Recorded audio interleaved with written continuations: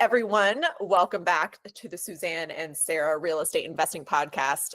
We have a packed episode today, as usual. There's never a dull week in real estate, and we're going to cover some major ups and downs, what's new. We did some creative financing conversations this week that we'll fill you in on, a little reality check for some first-time home buyers we've been shopping with that maybe might not be the best feelings. They're feeling the squeeze in this market.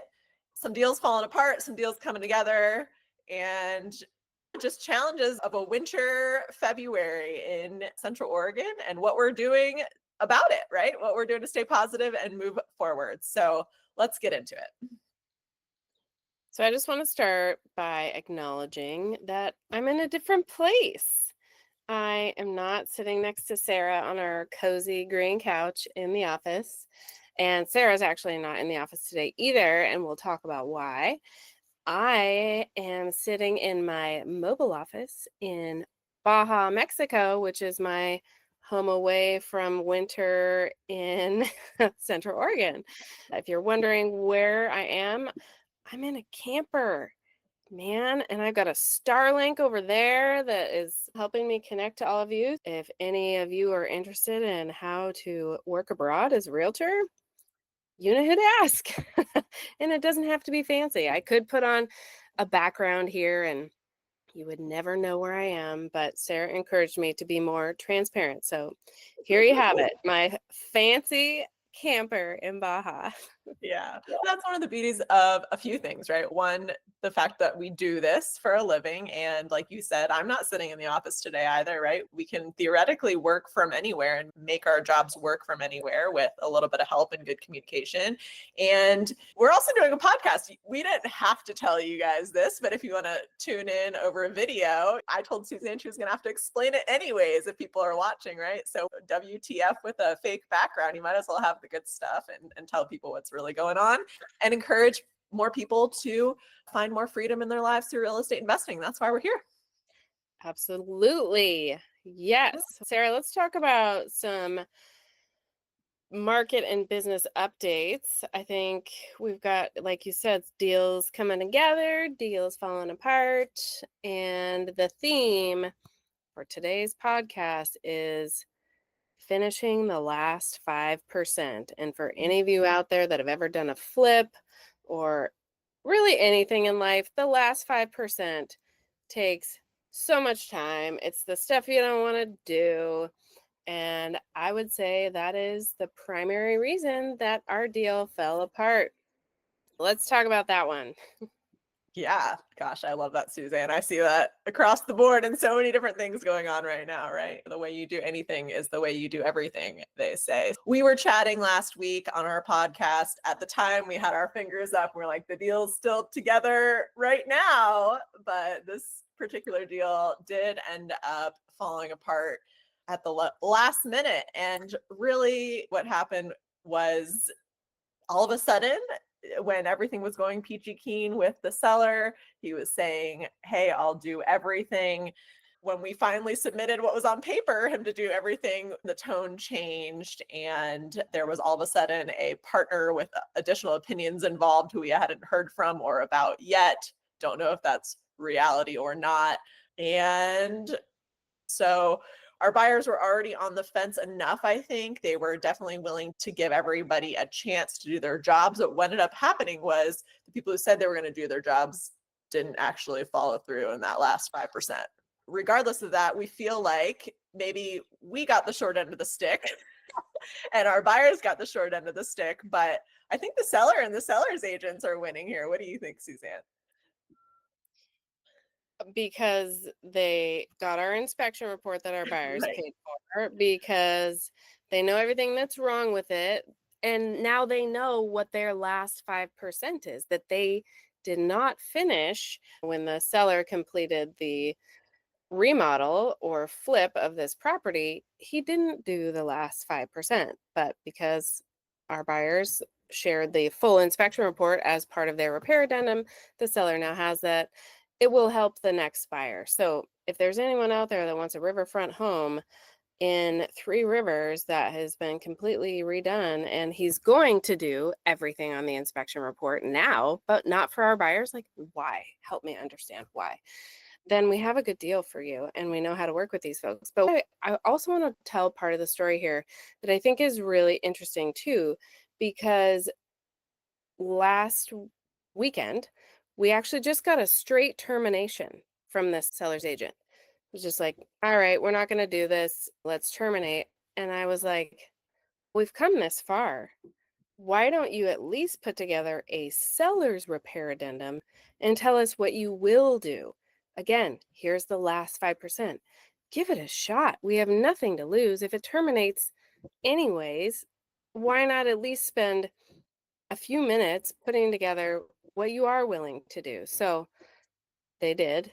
And it was helpful for our buyers to see something in writing rather than all of this verbal back and forth. It was really helpful. And it gave them some relief too of just knowing, like, here's where the seller stands. It's in writing. And for them, that was clear enough to be like, okay, we now have a clear decision. We know what he's willing to do, and we're not comfortable moving forward. But they felt more comfortable by seeing it on paper. So the last 5% is so important for so many reasons. Agreed. What do you want to say about The that? sellers and the seller's agent learn their lesson through experience and going through it at this time at a loss to our buyers, at a loss to us, just in terms of time and some money. But I think I've already said this before, but I guess I'll say it again. The seller could have avoided this by having some better guidance from the get-go and maybe working with agents who could have advised on buttoning up that last 5% from the get-go. So when you do get qualified and committed buyers on the line, that you're not having to go through this. You can actually probably close because all of these issues won't be at the surface. You won't be dealing with the problems in real time. So anyways, all good. This is just part of what we do. Does it get easier? Yes. Is it always hard? Yes. But it's just part of what we do. And our goal now is really just to keep our buyers feeling comfortable, keep their attention, and hopefully keep their attention long enough to keep plugging forward and finding something that they do want to perform on. Because in our industry, it's prudent to strike while the iron's hot. People's lives change a lot in small amounts of time, and hopefully, yeah, they'll remain buyers for us. Let's turn to some good news. The deals we're keeping together. We've got some smooth sailing. We've got a primary home buyer and someone that is buying here contingent upon the sale of his duplex in Portland, which we have an awesome agent that we connected him with in Portland who has got his duplex listed yesterday after the snowpocalypse in Portland put a slight delay on things. So you want to talk about these ones and where we're at?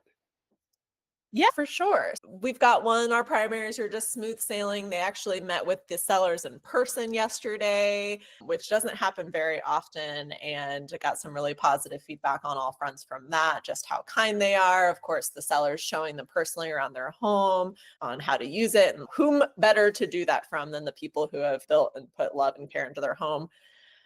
And then they're buying some of their personal property outside of escrow. And so we're working on putting together some numbers and contracts for that. Also, the 1031 exchange client, super cool. That was the person that we basically got a phone call from and got them under contract on a place within 18 hours. These are some of the people that we love to work with. Just again, the people that call you, are ready to take action, and put their complete faith and trust in you to do your job, and really just need to know the bullet points. So that's how this one is going. We had their home inspection last week during some pretty serious snow weather. We can talk about that a little bit later because, again, there's never a dull moment in the home inspection world. But all in all, those are going swimmingly. And as long as we can, at least with the 1031 exchange, stick to all of our contingency deadlines, I think that one should go pretty well as well.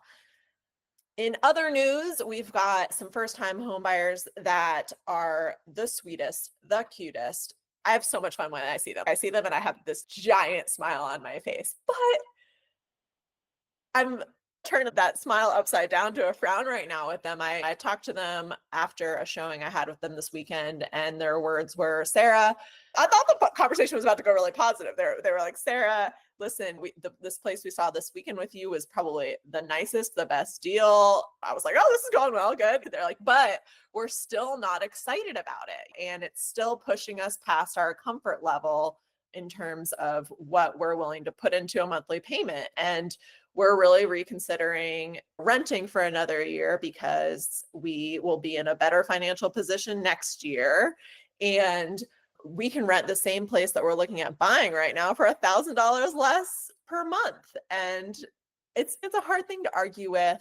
I think the little bit of feedback that I haven't given them yet that I will connect with their lender about is really just making sure they're fully aware of what's known as the cost of waiting in this industry and the cost of waiting in terms of buying a home, just comparing when interest rates are high and prices seem to be a little bit flat and there's less competition to potentially waiting and trying to wait until interest rates come down and maybe your income comes up a little bit and you can afford more. But what is the discrepancy there? What did you just waste in that year of time in terms of building equity, in terms of capturing a time in the market where you don't have to be competitive or potentially overpay? I think these are smart people. I think they're analyzing all of their options and their positions, but they have a tight budget.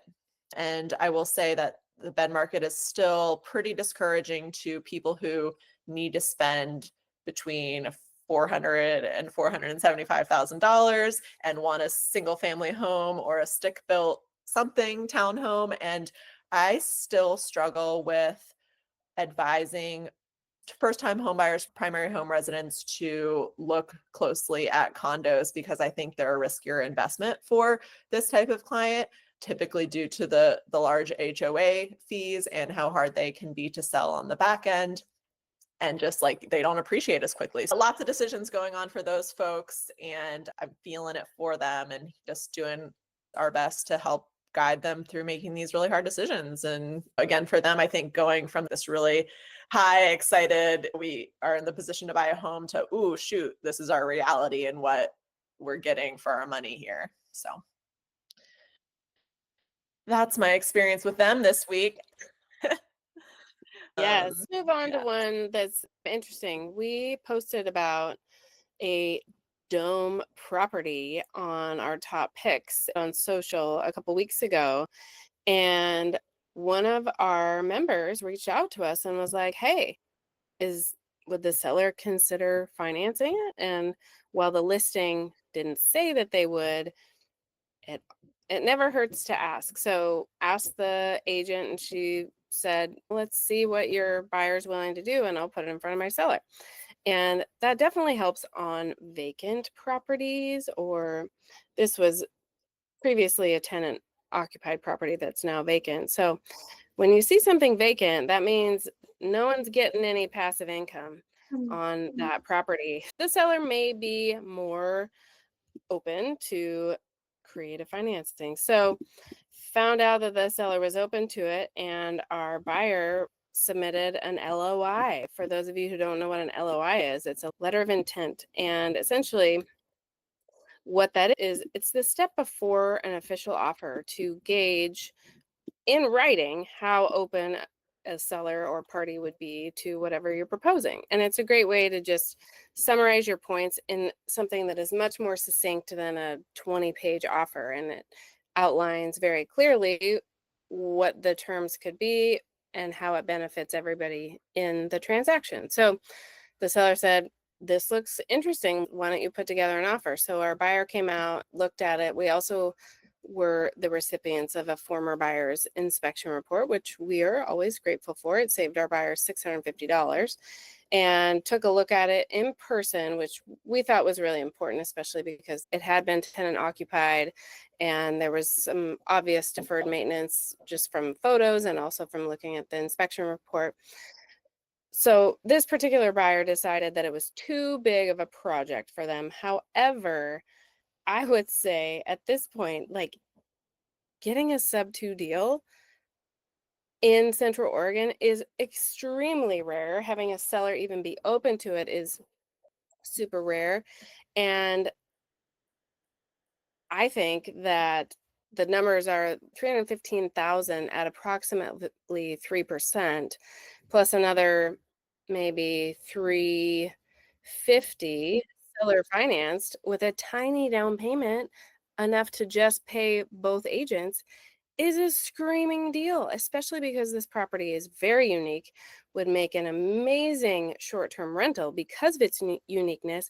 And not only do you have the dome house, but you have a detached ADU. So you have opportunity for house hacking, short-term rental, like so many things on this property. So you got to be ready for it. And I think this may be his first transaction, and good for him for trying, right? I think for some of our buyers out there who have a little bit more experience, have the contacts that they need and the relationships they need, or lean on us for those things, this could be a really fun project with great numbers. I agree. And even beyond what you just said in terms of exit strategies and value out on this property, it's 2.5 acres between Bend and Sisters. Honestly, the land value itself, I think it's pretty good. There's that. It's got two really nice, newer, full-size shipping containers on it that I could see honestly turning into additional living units, making a couple short-term rental shipping container units that maybe you just use seasonally, or you fill one of them with toys to entice people to come play in the winter. There's a couple snow machines, something like that. And beyond that, there's at least 4 to 5 RV hookups with power, water, and there's even, I think, even like a little septic area out there as well, at least where the 4 are. So there's so many different little pieces to this place. And yeah, is it a 1980s geodesic dome like a good investment in general? Probably not as a structure, but what I see is sink a little bit of money in these places, make them work for you for a while, and then level that geodesic dome one day and build a quality home between Bend and Sisters and sell it for a couple $1,000,000. That's what I see happening on this property. So you're right. I'll talk a little bit more just about this client a little bit later in terms of it being more than he can deal with. But I do think it could be potentially the right deal for one of our clients out there that are listening and that we need to put right in front of them. So yeah, there's that creative financing. We've got a couple other creative financing things in the works right now. We're waiting on another client who hired us specifically just to be their buyer's agents. And so I don't know if you guys know, out there these days, we're working with buyer's representation agreements. Most often that happens when we engage with a client who is doing a conventional sale from an on-market property. And typically in our industry, sellers pay our commissions. This buyer's representation agreement outlines how we get paid, and then we write our commissions into offers as seller credits. But this particular buyer came to us and said, hey, Suzanne and Sarah, I have an off-market property that I've already found, that I've connected with the seller on, and I want you guys to guide and lead me in this creative finance transaction, and I will pay for you and your commissions to be my agents and have my guidance here. So we've got another buyer that's just waiting in the wings in order to put some contracts together with a seller, and us just have his representation and guidance as his buyer's agent doing seller carry financing. And then we're also prepping a listing. We've got a short-term rental condo coming on the market in the next couple of weeks that the sellers are open to doing seller carry financing on very reasonable terms. So we're excited to bring that to you here shortly and give you more details on that. And in fact, they want to be the bank. That's the whole deal. They are using seller financing as a specific strategy for them financially to meet some goals that they have in the upcoming years. So excited to put that out there and be able to share their very fair seller financing terms with buyers straight from the get-go. So let's turn to the topic of the week, which is buyer's remorse, market hesitation, and when to trust your gut. Why do buyers get cold feet?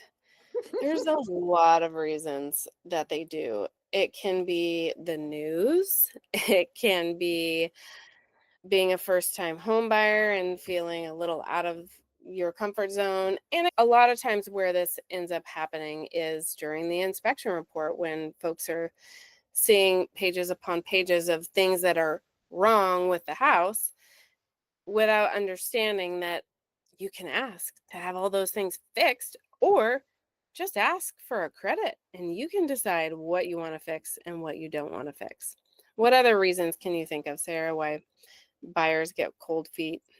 I honestly think it's just something that naturally happens to almost everybody. And I think the idea is that we just need to prepare our buyers for it even before it happens. We have examples that happen even with just our primary home buyers who are buying into like newer, nicer homes. Once you're under contract, homes just look different. Like when you go and visit them for the second time or third time during the home inspection, like viewing a home through the lens of, hey, I'm about to buy this and this is about to be mine versus just walking to somebody else's home that you're considering. It's just a different lens and a different feeling. So I think acknowledging that this is going to be a feeling, right? At some point during this transaction, whether it's right after you get under contract and you're like, oh shit, I just bought a house or I'm about to buy a house, or whether it's I wasn't expecting or need to look closer at what came through in my home inspection, just that it's part of the process and it doesn't mean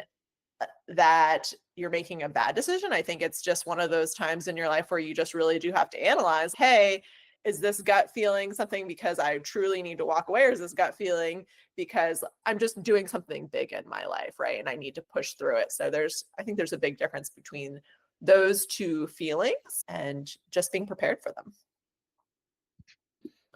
Agreed. And for us as agents, preparing our buyers to have those feelings so it doesn't come unexpected and feel bigger than it really is. You know how, like, when you wake up in the middle of the night and you start thinking about things and everything seems like the world is ending, and then you wake up and have your coffee and you're like, it's not that big of a deal. It's like that.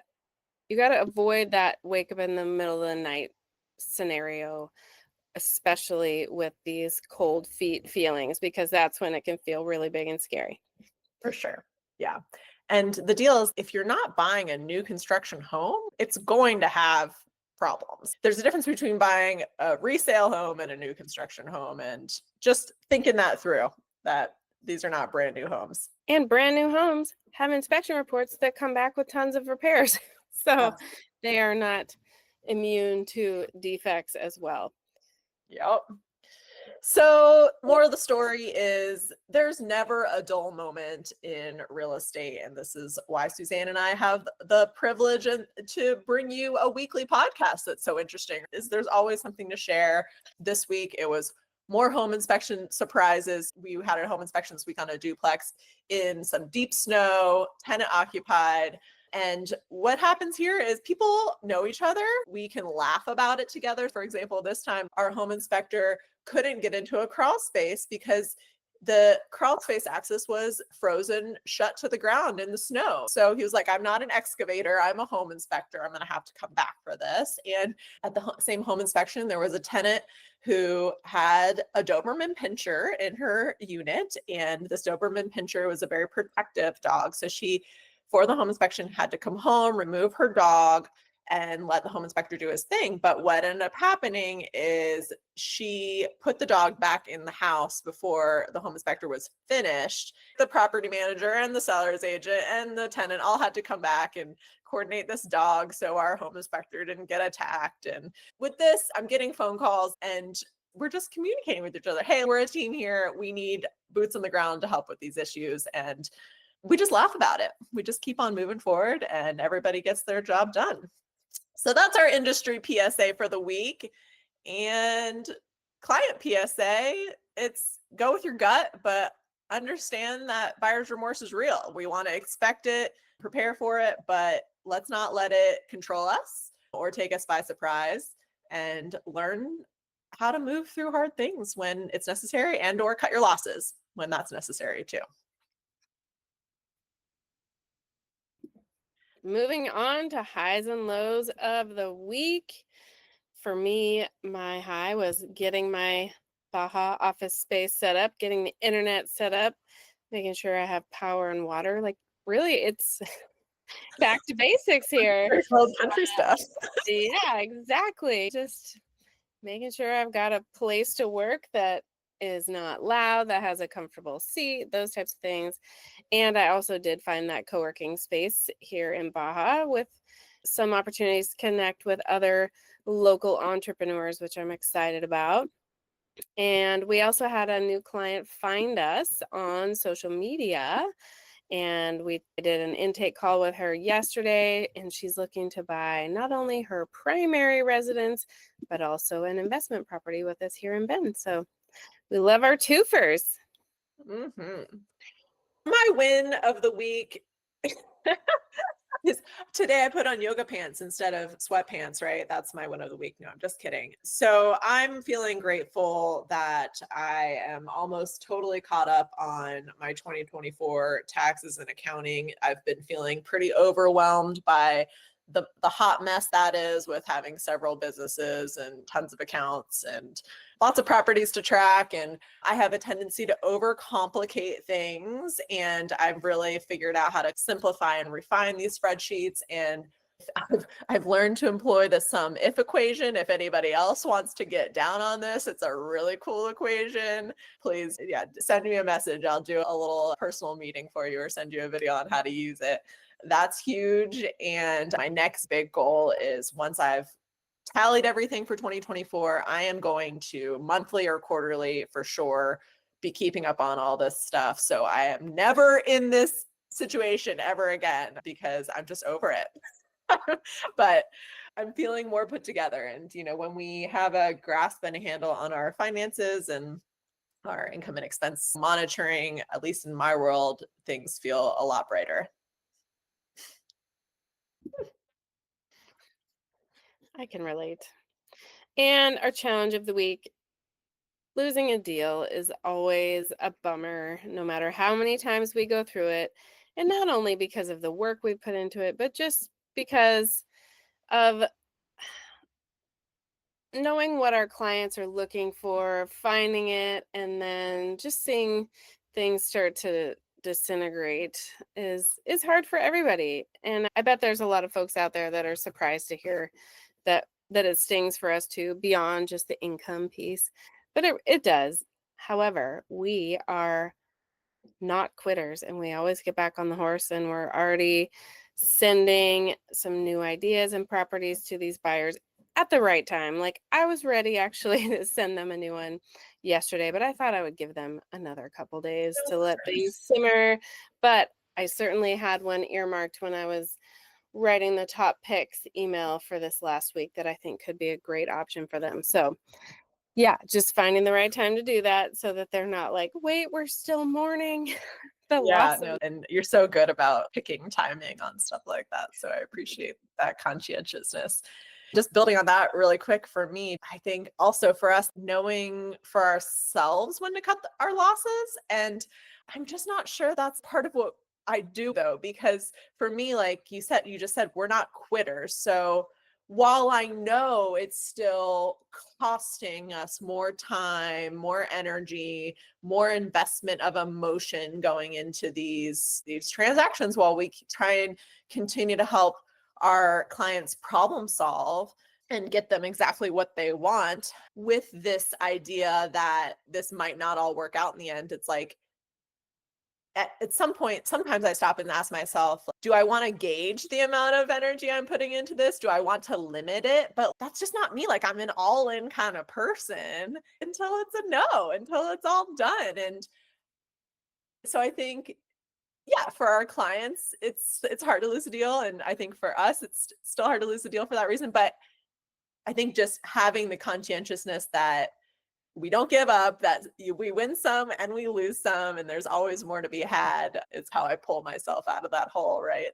So there's that. But there are also things that we're grateful for this week. And given even that this was a little bit harder, more off week here, the weather in Bend has been funky. I hit myself in the face last week. I'm still healing from. I've got a kid who had food poisoning for 48 hours. Just remembering how lucky we are to have a career that we can be here, be there, be at home for our family when it really matters most. In this case, this week it was a lot of hair holding and a lot of extra laundry, a lot of just serving and just sitting with my daughter. But just being able to walk back and forth to the office and work in between is a unique situation. Not a lot of people can do their work from anywhere. And even when it's a little yucky and not super streamlined or efficient, still grateful for it. That's my grateful moment for the week.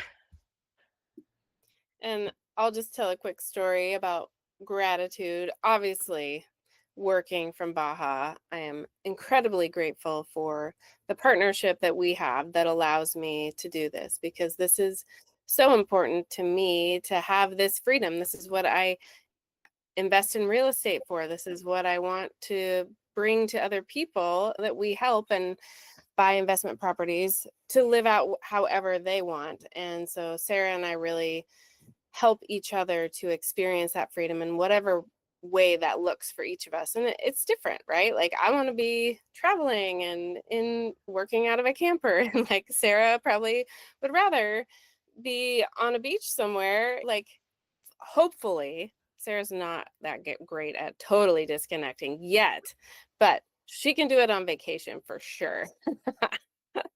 I'm just really grateful for that. And what I want to say too is about being in a different place, I meet new people. And last year I met a gal on the pickleball court. She spoke German, I spoke German. We connected on that, connected on Facebook. And it's a year later. I saw her on the pickleball court yesterday, and she came up and gave me this big hug and was like, Suzanne, I'm so excited to see you. I love following you on Facebook, and all your posts are so amazing. And my house is in Hood River, Oregon, but when I'm ready to sell, you are going to be my realtor. And it was just so heartwarming to hear that from someone that I've really like only met a couple times, but she feels like she knows me despite the fact that I never post anything personal. Really, I'm getting better at that. So We're much both better. thank you. So that was just this, it just reinforces like, why do I choose to be in a different place? I'm making connections with someone I never would have otherwise met because she lives 3 hours away from Central Oregon. And now I have someone that's, yes, help me sell my house in Hood River when I'm ready. So that was a great little experience to have the last week, and just validates why I do what I do, even when it seems a little crazy. Yeah, the world is a small place. And I think for you, Suzanne, it gives you such a diverse set of experiences and topics to be able to connect with people on, no matter where you are. And for me, it's the level of people I want to be connecting with. I want to have this connection where we can relate to people who are world travelers, who spend months at their second homes in Europe or Baja or whatever. And because you've built this into your life, we are able to connect and resonate with those people. And we live in a second home type place as well here in Central Oregon. And like you said, hopefully they'll feel us enough to know and trust us when it comes time to consulting on anything when it comes to real estate, and they'll think of us first. So that's definitely a huge moment of gratitude and validation for doing what we're doing. So thank you for sharing that. All right, funny real estate moment of the week. Listen, just so you guys know, I'm not going to say anything on this podcast or publish anything on this podcast that I wouldn't say directly to somebody's face. Just a little public service announcement there. I still fully intend to say this to this person in some follow-up, but they are originally from St. Louis, Missouri. These folks that we showed this subject to deal between sisters in Bend, and they told me they were interested in purchasing my fourplexes out there. I'm considering selling these, but I have to laugh. I have to giggle when somebody says to me that this particular cute short-term rental type multiple exit strategy deal here in Bend with very low down subject to is too much for them to bite off, but they would still like to invest in multifamily long-term rentals in St. Louis. Entirely different game. If little bend and rentals here is too much for you to bite off, then I have something to teach you about what it takes to be an investor in St. Louis, Missouri. And we'll have that conversation on the side. But basically, long story short, I'm not so sure he's my buyer for my multifamilies in St. Louis. Oh boy. That's hilarious. Yep. And maybe it comes down to purchase price, Sarah. That's the one thing that just stands out to me is like buying something that starts with a 2 versus a 6 or a 7. It might just be more of a mental block than anything else. Like I bet the numbers on the geodesic dome house have the potential to be better, but it comes with a lower price tag.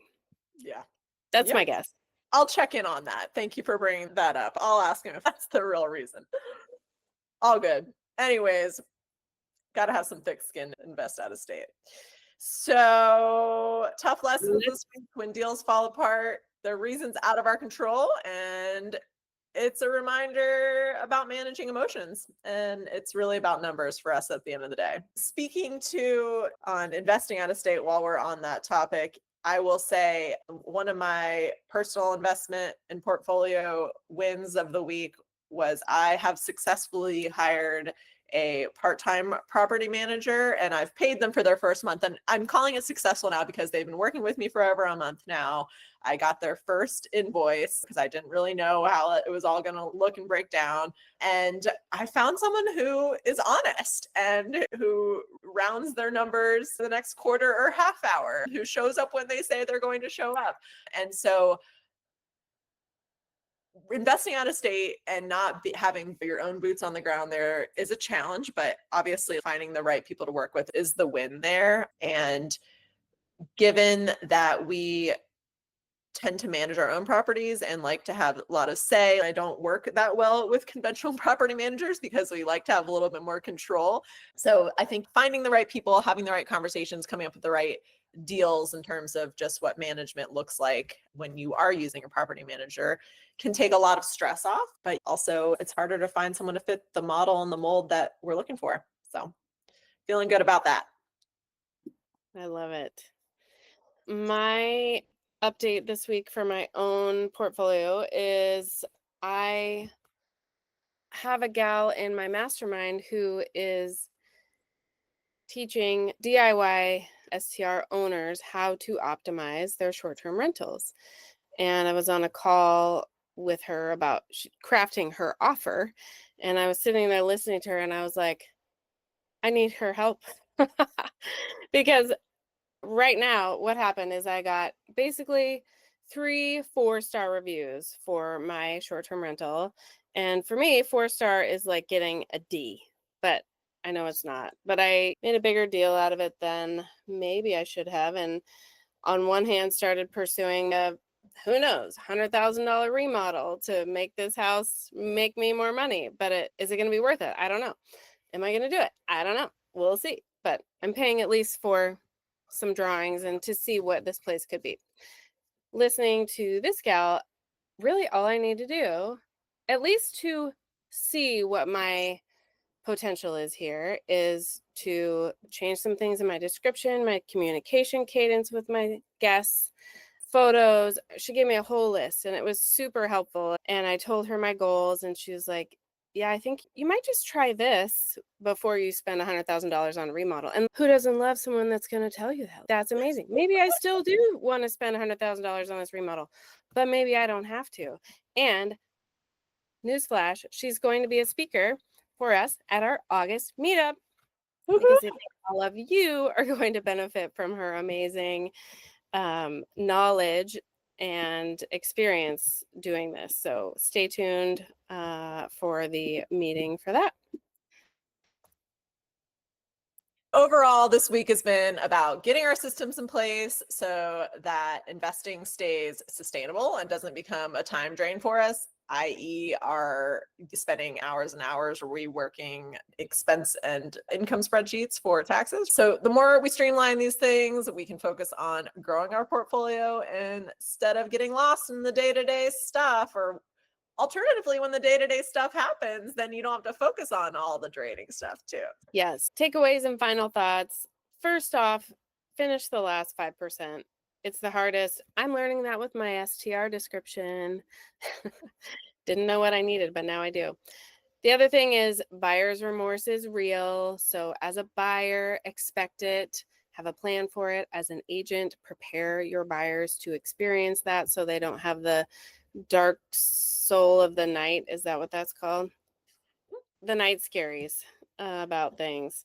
And also, having market hesitation is natural, especially when we're still faced with high prices and relatively high interest rates. But don't let ungrounded fear keep you on the sidelines if the numbers work. Always go to your numbers, and your numbers should give you that sense of calm and knowing that it's a deal worth pursuing or not. And real estate is emotional for all of us. Even as your agents, we get emotional about deals. But every deal, even the ones that fall apart, teach us something, which is what we shared with you on today's podcast. So we hope you got a lot of value out of today's show. Please subscribe and leave us a review. Tell us what you want to hear more and less of. And if you want to reach us directly, you can always DM us on Instagram at Best Life Bend or Suzanne Rosemore with your real estate questions, whether you're a buyer, seller, or a real estate agent or aspiring in any of those areas. If you're ready to invest, book a consultation with us. We would love to meet you. And the link is in the show notes. We will see you next time. Thanks for tuning in, and you'll get more behind the scenes real estate investing stories from us on the Suzanne and Sarah Real Estate Investing Podcast. Thank you. See you next time, guys.